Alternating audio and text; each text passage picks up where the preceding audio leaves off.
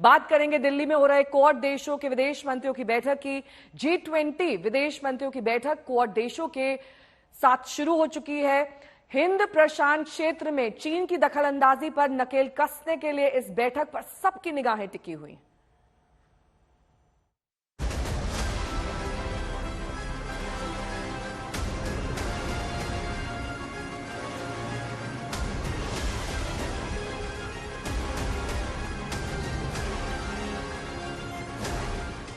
G20 देशों के विदेश मंत्रियों की महाबैठक के बाद अब बारी आ गई है एक और महाआयोजन की।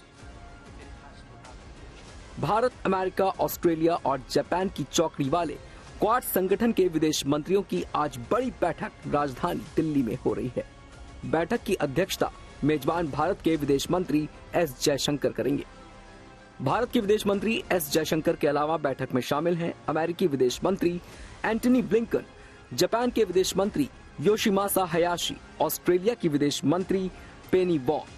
क्वाड देशों के विदेश मंत्रियों की ये बैठक इसलिए भी अहम हो गई है क्योंकि ये मीटिंग भारत और चीन के विदेश मंत्रियों की द्विपक्षीय बातचीत के ठीक अगले ही दिन हो रही है। सूत्रों की माने तो क्वाड विदेश मंत्रियों की बैठक में हिंद प्रशांत क्षेत्र के हालात पर प्रमुख रूप से इसमें चर्चा हो सकती है। इस इलाके में चीन का रुख काफी समय से आक्रामक है और इस पर भारत ही नहीं सुपर अमेरिका की भौएं भी तनी हुई हैं। Tomorrow we'll be meeting with our partners in the Quad, Australia, Japan, and India, and I'm very much looking forward to that because we've done a lot of work to focus on issues of common concern to us in the Indo-Pacific, and the United States is deeply engaged throughout the Indo-Pacific with a shared goal that we have with India, with Japan, with Australia, but also with most of the countries in the region, and that is to make sure that we maintain a free, open, prosperous Indo-Pacific. पिछले साल सितंबर माह में New York में quad देशों के विदेश मंत्रियों की बैठक हुई थी। दिल्ली की बैठक में न्यूयॉर्क में बनी सहमति को आगे बढ़ाने की कोशिश होगी। इस बैठक के बाद चारों विदेश मंत्री क्वाड के मसलों पर रायसीना डायलॉग्स के मंच में भी एक साथ हिस्सा लेंगे। ये तस्वीर उस अहम बैठक की है जिस पर सुपर पावर अमेरिका तक की निगाहें टिकी हुई थी। चीन के विदेश मंत्री किन गोंग के साथ विदेश मंत्री जयशंकर की बैठक। विदेश मंत्री बनने के बाद पहली बार किन गोंग अपने भारतीय समकक्ष के साथ बातचीत की मेज पर थे। दोनों देशों के विदेश मंत्रियों की ये बैठक ऐसे माहौल में हुई जब LAC के माहौल को असामान्य बताया जा रहा है। And the bulk of our conversation, understandably, was about the current state of our relationship, which many of you have heard me describe as abnormal, and I think those were among the adjectives that I used in that meeting. We have, there are real problems in that relationship that need to be looked at, that need to be discussed very openly and candidly between us. बैठक में दोनों विदेश मंत्रियों के बीच द्विपक्षीय रिश्तों की चुनौतियों, खासतौर से सीमावर्ती क्षेत्र में शांति और स्थिरता से जुड़ी चुनौतियों से निपटने पर चर्चा हुई। The thrust of the meeting was really on our bilateral relationship and the challenges in the bilateral relationship, especially that of peace and tranquility in the border areas. Bharat चीन सीमा पर पिछले कई सालों से तनाव है। चीन का आक्रमणकारी रवैया सीमा पर शांति के लिए चुनौती बना हुआ है। गलवान से ही भारत चीन की हर हिमाकत का जवाब देता रहा है, लेकिन क्या कल की बैठक के बाद चीन कोई सबक लेकर जाएगा? चीन की नजर यकीनन दिल्ली में चल रही क्वाड विदेश मंत्रियों की बैठक पर भी होगी, क्योंकि यहां से चीन को जा सकता है सख्त संदेश। दिल्ली से अक्षय डोंगरे और गीता मोहन के साथ आज तक ब्यूरो। मेरे सहयोगी अक्षय डोंगरे इस वक्त तमाम जानकारी के साथ G20 सम्मेलन जहां पर आयोजित हो रहा है उसके बाहर से जुड़ रहे हैं।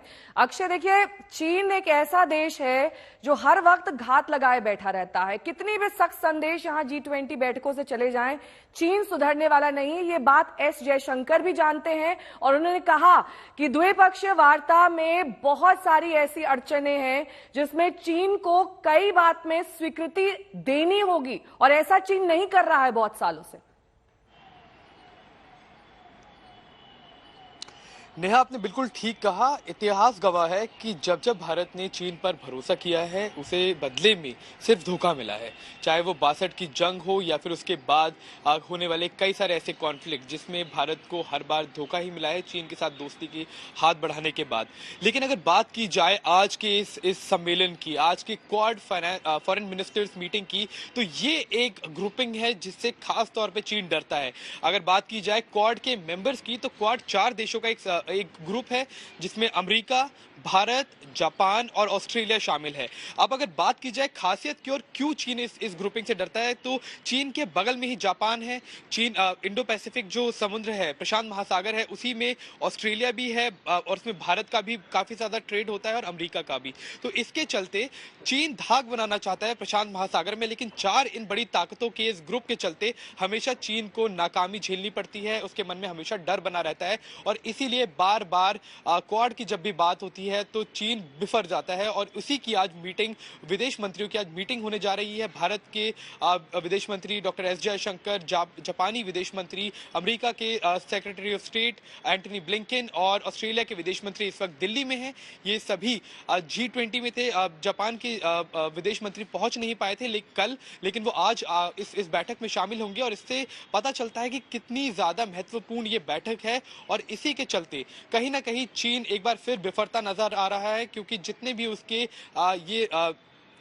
उसके मंसूबे हैं प्रशांत महासागर में, उनको कहीं ना कहीं कड़ी टक्कर क्वाड का सम्मेलन दे रहा है। और आज देखने वाली चीज यही रहेगी कि चीन को लेकर किस तरह की बातें की जाती है, क्योंकि G20 के जो कंसेंसस होता है, जो एक डॉक्यूमेंट निकाला जाता है जिसमें सभी G20 मेंबर्स की रजामंदी जरूरी होती है, वहां पर चीन ने फिर एक बार अड़ंगा लगाया है।